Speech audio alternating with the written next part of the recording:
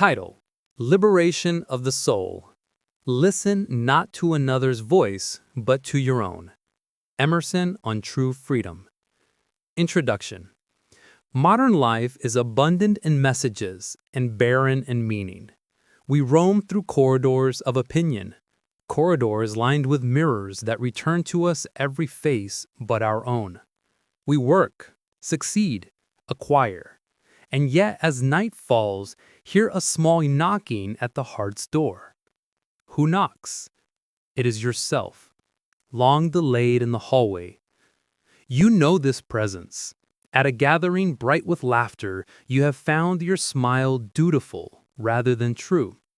In an hour of praise, you have heard, beneath the applause, a faint, unplayed note. We are perfectly social and strangely absent, refined in our manners and unacquainted with our own minds.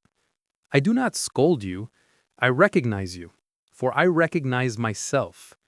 I have served the custom of the day and felt, afterwards, the precise grief of having abandoned my own counsel. Permit me to speak plainly as a friend. There is within you a voice that is neither timid nor loud. It is exact. It will not flatter you, neither will it shame you. It is the clean compass of the soul. Attend there, and the world becomes, not easier perhaps, but intelligible, navigable. Neglect it, and even success feels like a borrowed coat in a borrowed town. Therefore I offer not a doctrine, but 7 recognitions, teachings that are less rules than reminders. They are born of my time as a minister and the leaving of it, of nights on the Atlantic under a parliament of stars, of mornings in the Concord woods where pines counsel better than men, of lectures where a hall of faces taught me how truth travels from one heart to another, of talks with students and friends, Thoreau with his exacting simplicity, Whitman with his bold, ungoverned music. If you will lend me your attention, I will lend you my experience. Together, we may discover your own. Teaching 1. Truth hides from those lost in the crowd. The crowd is a fog with a heartbeat. It warms, it carries, it confuses. In the crowd, we are protected from the embarrassment of our own distinctness. So we put on the cloak of common thought and call it wisdom. But the soul knows the difference between warmth and suffocation. I remember a winter evening in Boston. The hall was filled with men and women of goodwill. The lamps, turned high, smoked a little and gave the air an amber thickness. I had prepared a careful address, solid, agreeable, pleasing to the consensus. The words proceeded from me with all the polish I could afford. The audience smiled. The sentences landed.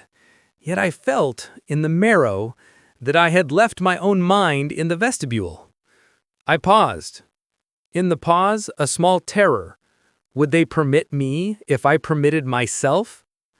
Then I spoke the first alive sentence of the night, one that had not been negotiated with fashion. The room altered. Not all were pleased, some drew back, but from the edges, faces brightened as if windows had been opened. That lesson has never left me. Truth is shy in a crowd when we ourselves are not singular. The crowd is not evil, it is indifferent. Indifference is fertile soil for imitation. But life does not reward the imitator, only the origin. A borrowed key will not open your door. The soul asks to be addressed in its proper name. Teaching 2. The hunger for approval kills the soul. Approval is a sweet poison. It is sweet because it imitates love. It is poison because, to keep it, we must trade away authority over our own life. I do not speak as a judge, but as a penitent. In my youth, I wore a robe meant to honor the sacred. I discovered that a robe can also conceal a man from his own conscience. There came a season when the forms to which I was bound required of me words I could not, in good faith, utter. Good people, earnest, pious, generous, hoped I would comply. "It is a small matter," said a friend, "and you do so much good besides. But to speak against one's conscience is not a small matter. It is the smallest of deaths." I wrote my resignation. I remember the tremor of the hand as ink met paper, and then the steadiness that followed as the ship steadies upon clearing the harbor. I grieved. I disappointed admirable persons. Yet I stepped into daylight precisely my own size.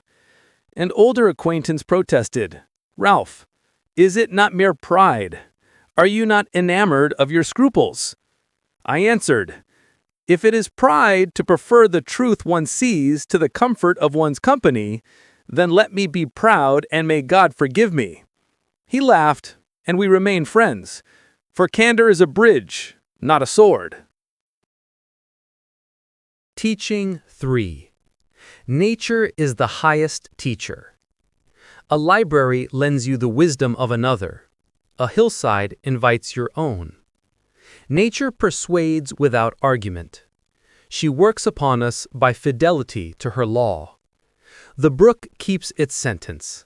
The pine keeps its posture. The seasons take their turns without apology. In such company, the mind ceases its clamor and begins to listen to the law it shares. In Concord, I have walked the same path through all weathers. In April, the ground is a black script, the first skunk cabbage a green vowel in the marsh. In July, the air is honeyed, and the bees are scholars of a precise industry. In October, a parliament of maples declares its fiery vote, and then, without regret, lets go. In January, the world is a clean ledger. Prints upon snow reveal the business of the invisible. Each season holds a lesson. Once, after a season of lectures and disputes, I went to the woods weary of men. The fog had claimed the pines and made of them a verse half said. A thrush rang a bell of pure assertion. I stopped and felt my thoughts settle as papers settle under a sober hand. I did not receive a doctrine. I received an arrangement of attention, of proportion. I walked out under the same obligations, but with an order sufficient to meet them. Another time, crossing fields at dusk, I watched the farmer move among his rows with the slow intelligence of necessity. The light reclined upon the earth as if to rest. I understood that to be natural is to be exact in one's function. The leaf need not debate the trunk. It draws what it needs and gives what it can. We complicate what nature keeps simple. Receive, transform, return. Teaching 4. In silence, converse with yourself. We fear silence because we confuse it with emptiness. In truth, silence is not an absence, but a medium, the clear water in which the fish of thought can be seen. In the noise of the world, ideas pass us like fish in muddy river. In silence, the mind's climate cools, the water clears, and the shy truths emerge. I have kept the habit of a daily interview with my conscience. A plain chair, a modest lamp, a notebook willing to receive without judgment. I begin with one question and wait, as I would wait for a friend to answer fully. Often the first sentences are evasions. Then the small, honest one slips out, modest but unambiguous. Once on the page, a truth is difficult to refute. It sits, as a pebble sits, and asks to be walked around or used to build. My friend in Concord who loved a pond understood. He did not flee society. He wished to meet himself without interruption, and then return bearing provisions for thought. Simplify, he taught by example. not to impoverish life, but to clear a table for honest bread. Teaching 5. Offer your singular gift to the world. No two leaves are the same, thus no two obligations are identical. You possess a way of seeing, a craft of hand or mind, a rhythm of working that is not a luxury, but a requirement of your being. To refuse it is to withhold oxygen from your own lungs. I have seen many young writers bring me pages bearing the dust of imitation. The sentences were fine, the meters obedient, the virtues borrowed. "What is missing?" they would ask. "You," I would answer gently. Then, when the dust was blown off and a raw, clean grain appeared, perhaps a sentence too plain for fashion, but exactly theirs, how the eyes brightened. Once a friend placed in my hands a sheaf of poems that did not bow to the manners of the day. The music was bold, capacious, democratic. I felt in those pages the broad step of a new gate. Be larger than your models. Be yourself and let time decide. An artisan confessed, "Sir, my work is not grand, mere furniture." But he had a knack for the curve of a chair back, such that the sitter felt at once upright and at ease. To shape wood into hospitality is no small art. We mistake fame for contribution. Contribution is the precise gift that eases another's burden or enlarges another's day. It may be a line, a loaf, a lesson, a garden, a quiet competence in an honest trade. Teaching 6. The soul is one with the universe. On a night crossing the Atlantic, I stood alone on deck.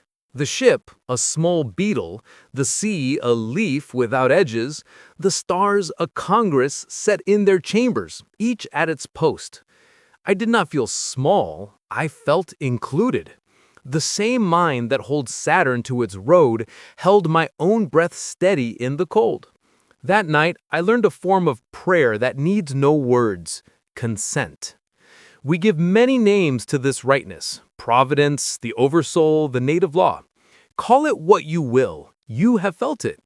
It is that moment when, in the quiet of your inwardness, you know that you belong and need not bargain for your place. Your life is not an accident to be engineered, but a trajectory to be perceived and trusted. Another evening, walking home along the road to Concord, I heard, across fields, the far bell of a church. The sound did not summon me to any doctrine. It joined me to my neighbors unseen and to a time deeper than the hour.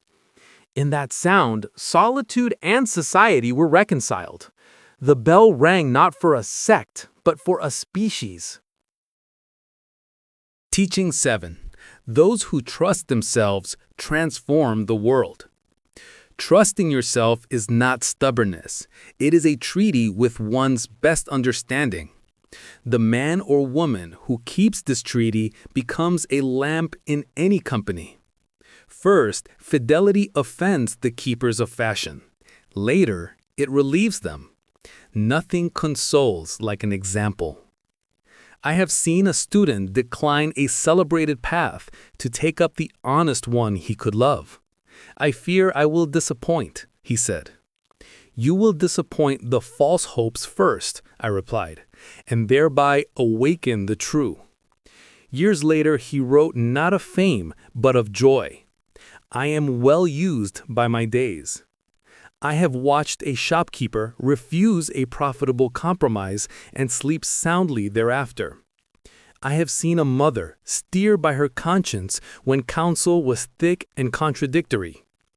Her steadiness taught her household without a word.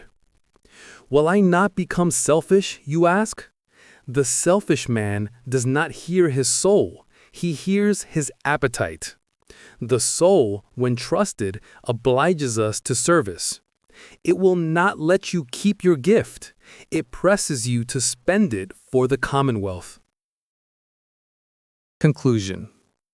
If you have walked with me through these pages, I am grateful for your company. We have visited 7 clearings. We watched the crowd's enchantment fade. We loosened the appetite for approval. We stood among pines until the mind returned to order. We learned the grammar of silence. We discovered the singular gift each person bears. We felt the rightness that joins a soul to the stars, and we saw how self-trust sets a life upon its course.